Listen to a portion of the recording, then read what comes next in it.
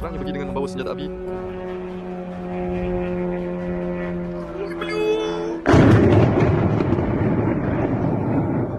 Aku kacau banget. Ukraina tidak berhenti, dan waktu untuk peringatan sudah berakhir.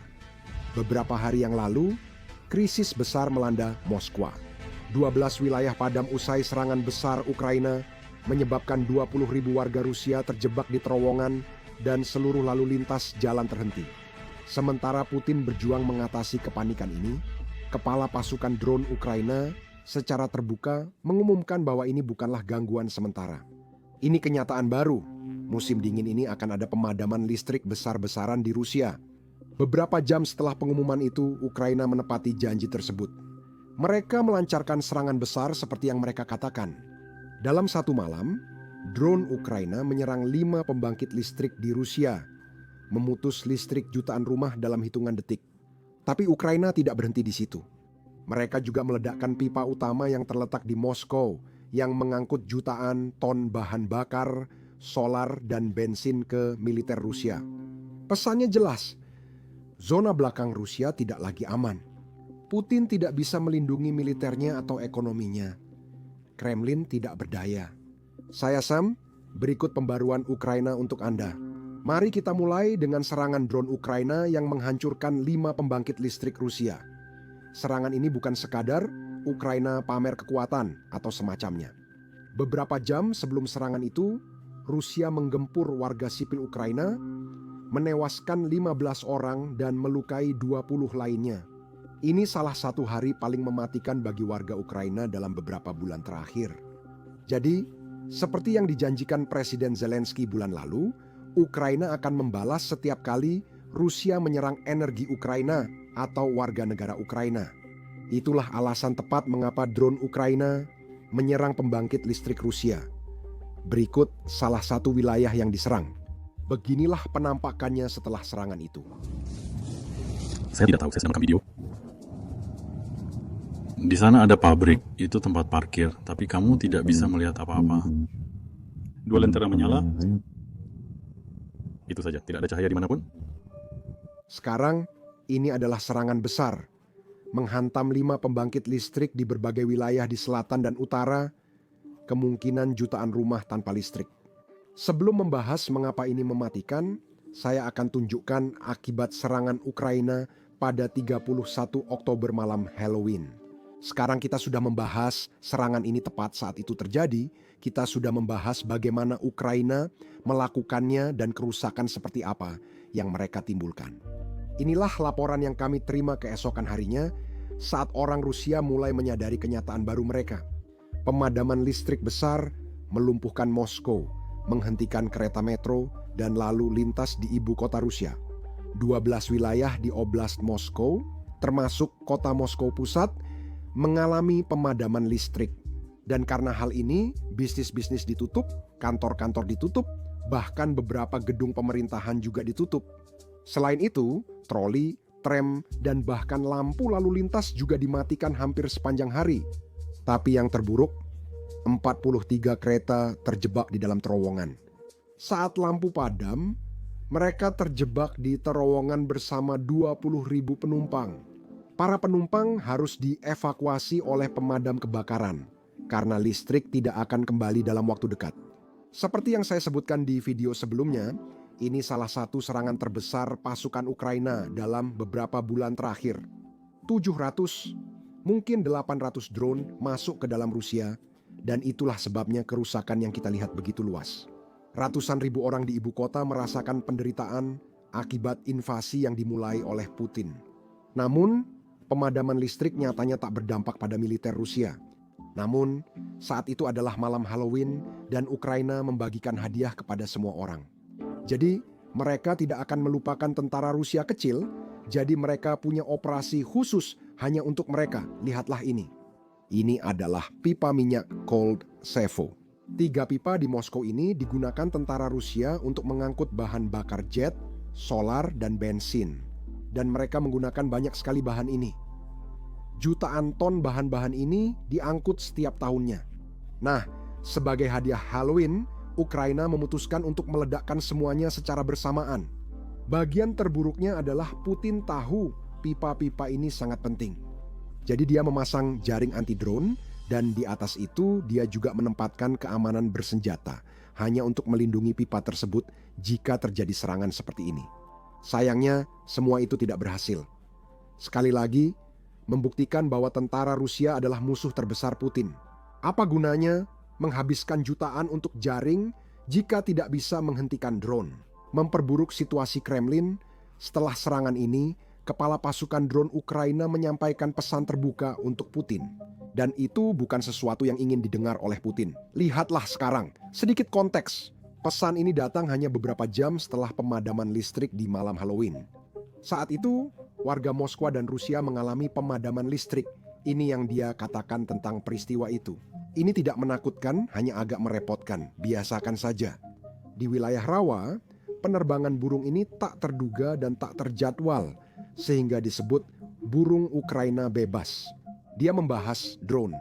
Saya menerjemahkan dari Ukraina pakai komputer, jadi bahasanya agak kacau. Lanjutkan. Burung-burung ini bersama dengan komponen lain dari serangan mendalam pasukan pertahanan Ukraina menjanjikan adaptasi yang cepat dan agak terpaksa bagi Anda. Tapi Anda akan bisa mengatasinya. Obor, senter, dan lilin. Dia menutup dengan berkata, "Kami tak akan memberitahu setiap pembangkit listrik yang diserang burung. Ikuti saja prinsipnya. Cahaya hangat, tapi ada ledakan. Musim dingin yang gelap, katanya tak akan memberitahu, tapi ternyata dia memberitahu soal serangan berikutnya. Itu karena serangannya besar. Beberapa jam setelah pesan ini, Rusia menyerang Ukraina. Seperti telah dibahas, 15 warga Ukraina tewas, sehingga Ukraina harus merespons. Respons mereka adalah menghancurkan 5 pembangkit listrik dalam satu malam, seperti terlihat di peta layar Anda. Serangan itu terjadi di 5 wilayah berbeda, dan 2 diantaranya berada di dalam wilayah Ukraina yang diduduki, yang saat ini dikuasai oleh Rusia. Kami punya banyak rekaman serangan ini, tapi semuanya tampak serupa. Hanya gelap saja, jadi saya tidak ingin membuat kalian bosan dengan hanya menampilkan layar gelap terus-menerus. Jadi kita akan membahas yang menarik saja. Saya punya cuplikan warga Rusia berharap pasukan Rusia menembak jatuh drone yang direkamnya. Seperti yang terlihat di cuplikan ini, semuanya tiba-tiba gelap. Silakan lihat. Oh, lihat betapa terang terbangnya. Lihat, terbangnya terang sekali.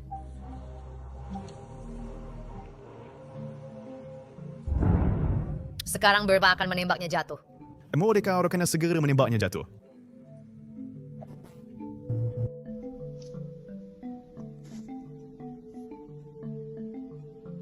Kini, peristiwa ini terjadi di Oblast Kursk dan menurut media Rusia, sekitar 16.000 warga Rusia kehilangan listrik akibat serangan tersebut. Itu baru satu gardu induk. Selanjutnya, hal ini juga terjadi di Oblast Lipetsk. Saya mungkin salah ucap, tapi lihat saja cuplikannya. Ayo, sialan.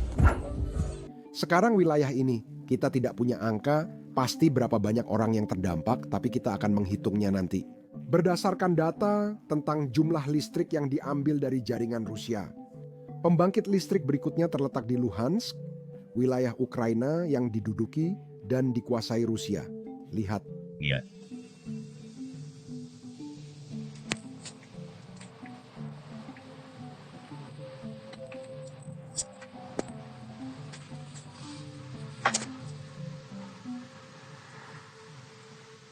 Sekarang, ini adalah salah satu kasus langka di mana kepala wilayah yang dipasang oleh Rusia benar-benar mengakui secara terbuka bahwa Ukraina menyerang pembangkit listrik di wilayah tersebut.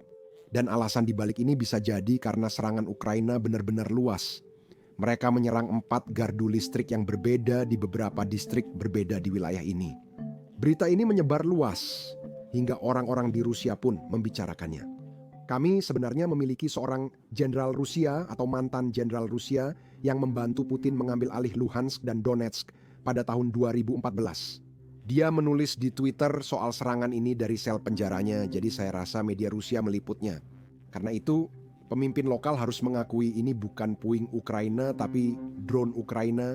Sekarang, saya ingin membahas dengan cepat seberapa besar kerusakan akibat serangan ini. Kita tidak punya detail pasti dari Rusia, jadi saya menghitung sendiri. Sekarang, menurut sumber Ukraina, mereka berhasil menonaktifkan sekitar 5.000 megavoltase infrastruktur energi. Itu tidak masuk akal bagi saya. Maksudnya apa? Saya mencari tahu, konsumsi energi rumah biasa di Rusia sekitar 0,51 kilowatt. Oke, jadi itu artinya berdasarkan kerusakan yang diklaim pasukan Ukraina telah mereka sebabkan. Fasilitas yang mereka lumpuhkan dapat memasok listrik untuk 1 hingga 5 juta rumah, tergantung penggunaannya. Namun, pembangkit listrik ini belum tentu memasok listrik ke jutaan rumah karena bukan hanya rumah yang memakainya. Pabrik dan kantor kami memakai listrik jauh lebih banyak daripada rumah biasa. Tapi hanya dengan angka jutaan rumah, itu saja sudah menunjukkan seberapa besar kerusakan yang terjadi pada jaringan energi Rusia. Jelas, itu pukulan besar. Rusia mungkin butuh beberapa hari atau minggu untuk pulih. Ini masih jadi pertanyaan. Saya melihat di video terakhir, di mana orang-orang bertanya, berapa lama waktu yang dibutuhkan Rusia untuk memperbaiki serangan drone ini? Dan bagian yang menyedihkan adalah itu tidak terlalu lama, karena secara pribadi saya berharap mereka akan membutuhkan waktu berbulan-bulan, mungkin bertahun-tahun untuk memperbaikinya. Tapi biasanya dalam sebulan mereka sudah bisa memperbaiki sesuatu. Karena sekali lagi, masalah utamanya di sini adalah drone-drone itu tidak memiliki radius dampak yang besar, jadi kerusakannya sangat terbatas pada area yang mereka serang.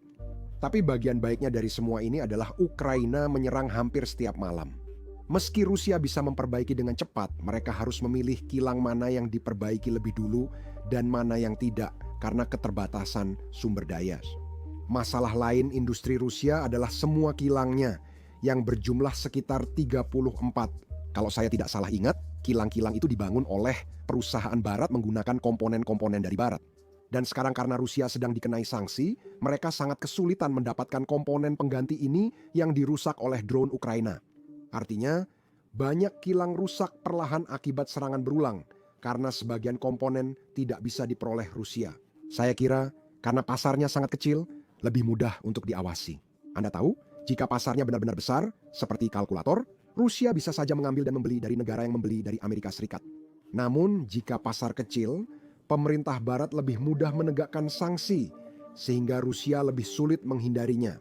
Tapi di atas semua ini, saya pikir ada kabar buruk lagi untuk Putin karena Ukraina bisa menyerang dengan drone dan tebak apa?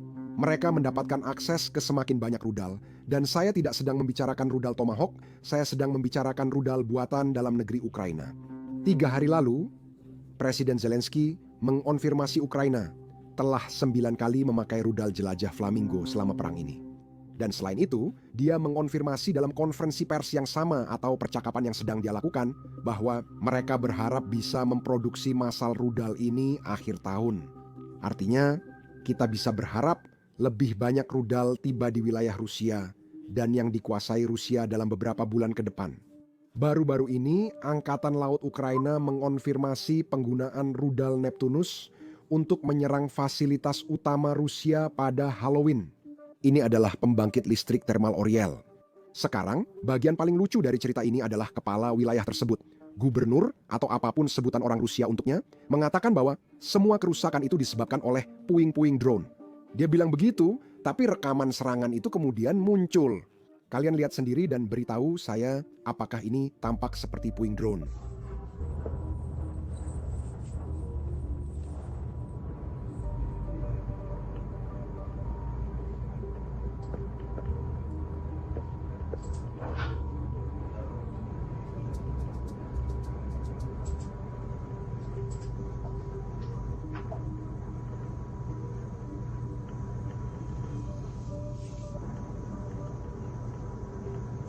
Sekarang, seolah-olah rekaman ini belum cukup memberatkan warga Rusia yang tinggal di daerah itu, penduduk setempat, mereka sudah terbiasa dengan serangan drone. Banyak dari mereka bilang, suara yang didengar bukan drone, puing atau serangan drone, melainkan sesuatu yang berbeda. Dan Angkatan Laut Ukraina mengatakan bahwa serangan itu adalah rudal Neptunus. Itu berarti, seperti yang bisa Anda lihat dari klip itu, dan seperti yang bisa Anda lihat dari semua klip di video ini, bahwa musim dingin kali ini akan sangat berbeda bagi Putin dan orang-orang Rusia yang mendukung perang, dibandingkan dengan 3 musim dingin terakhir. Ukraina sekarang memiliki lebih banyak kemampuan untuk membalas Rusia jika Rusia terus meneror warga Ukraina. Sekarang, entah kenapa saya tidak melihat banyak liputan tentang berita ini di media lama dan media arus utama. Mungkin Mereka terlalu takut untuk meliput hal seperti ini, atau mungkin mereka memang tidak tertarik dengan hal seperti ini. Seperti yang kalian lihat dari video yang kami unggah setiap hari, ini memang sangat kami minati. Ini adalah sesuatu yang sangat kami pedulikan, dan kami ingin memastikan bahwa orang-orang Ukraina tidak kalah dalam perang ini. Itulah alasan tepat mengapa kami melakukan peliputan seperti ini, dan itulah juga alasan mengapa kami baru saja memulai Basics Insider. Ini adalah platform kami sendiri di mana kami memberikan peliputan untuk berita-berita yang media lama tidak mau liput. Bagian terbaiknya, kami tidak punya batasan. Platform ini kami bangun sendiri dari awal. Tidak seperti YouTube, kami tak perlu menyensor ledakan drone ataupun utusan Rusia yang dihancurkan pembela Ukraina. Kami tak perlu menyensor hal yang tak disukai pengiklan. Kami tidak menayangkan iklan di situs ini berjalan berkat dukungan kalian. Jika Anda tertarik dengan liputan seperti ini, kunjungi basicsinsider.com. Gunakan tautan di deskripsi atau scan kode QR di layar. Daftar untuk akses ke berbagai konten yang tidak tersedia di YouTube.